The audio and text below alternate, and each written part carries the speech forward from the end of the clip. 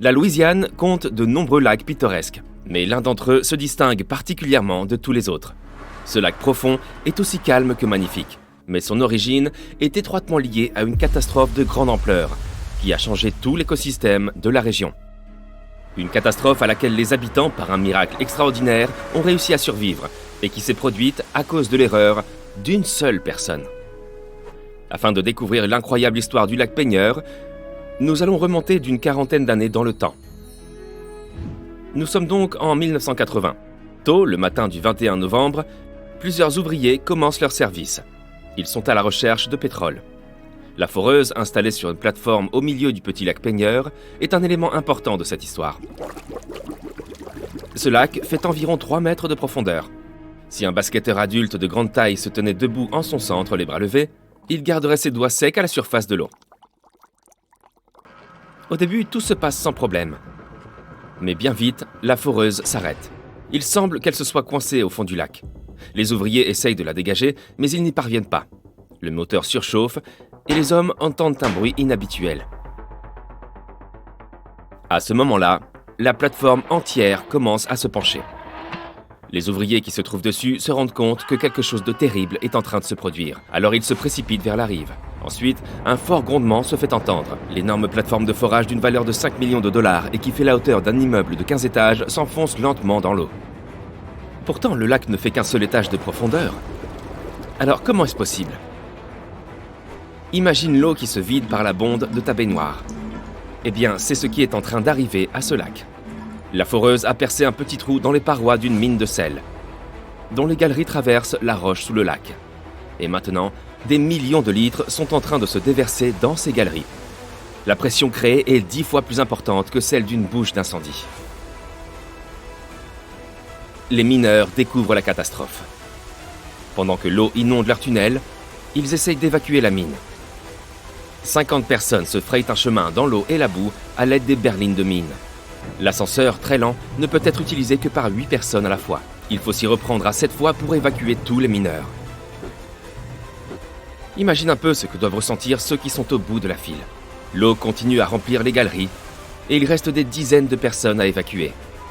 Par chance, tout le monde a réussi à s'échapper à temps. L'eau a également un effet sur l'air de la mine. Il le comprime. Toutes les galeries en font les frais. Puis, des geysers se mettent à jaillir. Mais la catastrophe n'est pas terminée. Une espèce de grand entonnoir se forme au milieu du lac. Le trou s'agrandit, attirant toujours plus d'eau à l'intérieur. La terre autour du lac commence à se désagréger et à tomber dans la mine. Et en plus de la terre, le siphon aspire à présent 11 barges, un remorqueur, la plateforme entière ainsi que de nombreux arbres. Toute la rive du lac disparaît. Il y a tellement d'eau dans le sous-sol qu'une rivière à proximité change même de cours. Maintenant, c'est toute l'eau des environs, et pas seulement celle du lac, qui inonde la mine. Le tourbillon s'agrandit. Sur le côté est en train d'apparaître une immense chute d'eau, d'une hauteur de 50 mètres, soit la hauteur d'un immeuble de 16 étages. À ce moment-là, c'est la plus haute chute d'eau de toute la Louisiane. Heureusement, la catastrophe ne dure pas. 2 jours se sont écoulés. La mine est complètement inondée. L'entonnoir a disparu. L'eau s'est enfin calmée. Il y a quelques jours, c'était un lac peu profond. Maintenant, il descend jusqu'à 60 mètres de profondeur. L'écosystème s'en trouve changé à jamais. De nouvelles espèces de poissons et d'animaux s'y développent. La société de forage a payé une amende de 45 millions de dollars pour compenser les dommages causés par l'inondation. Bien sûr, une enquête a été menée sur la cause de cette catastrophe. Et il s'est avéré que c'est l'ingénieur en chef qui a fait une erreur en étudiant les cartes. À cause de ses mauvais calculs, la foreuse avait été installée juste au-dessus de cette mine de sel. Mais ce n'est pas le seul lac à être percé d'un immense siphon. Il en existe un autre, lui aussi artificiel. Cette fois, cependant, il a été créé exprès. Bienvenue en Californie, sur les rives du lac Berryessa. Autrefois, la petite ville agricole de Monticello se trouvait là. Au siècle dernier, un barrage a été construit. Mais pendant la saison des pluies, le niveau du lac a augmenté et l'eau a submergé le barrage. Les terres ont été inondées et les routes dévastées. Il faut un barrage beaucoup plus haut pour résoudre ce problème, n'est-ce pas? Ça semble assez logique. Pourtant, les ingénieurs de la ville ont eu une bien meilleure idée. Ils ont creusé un trou près du lac et l'ont enduit de béton.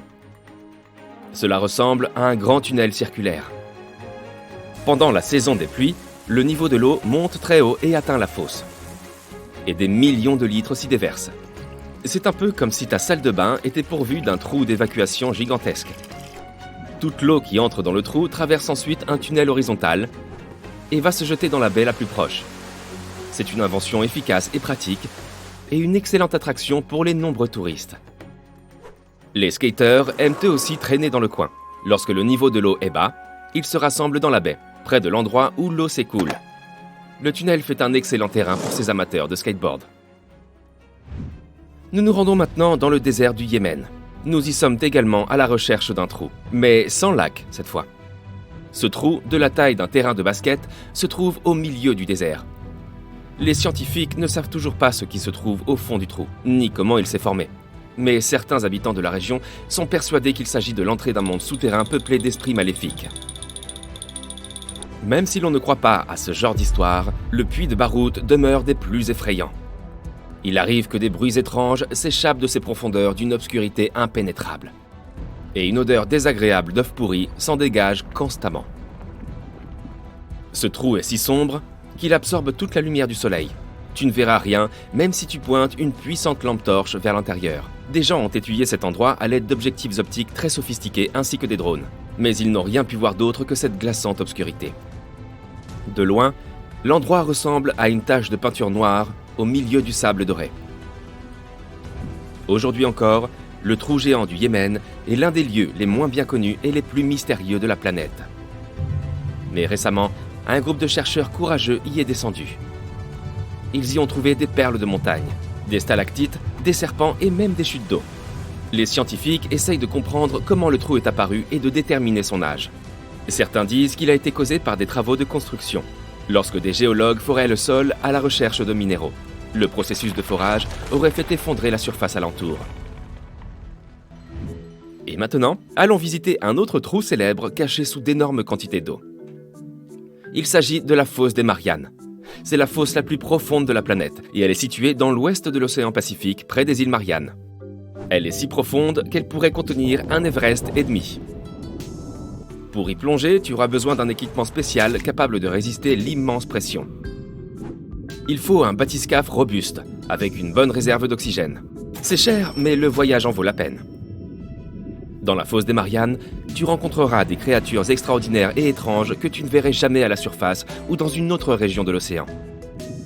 Des écrevisses toxiques et des micro-organismes qui se nourrissent d'une substance huileuse vivent ici. Il y a des poissons au corps transparent et tu verras leurs organes et leurs squelettes au travers de leur chair. Des monstres effrayants aux allures de baudroie nageront près de toi. Ces créatures ont l'air fragiles et inoffensives.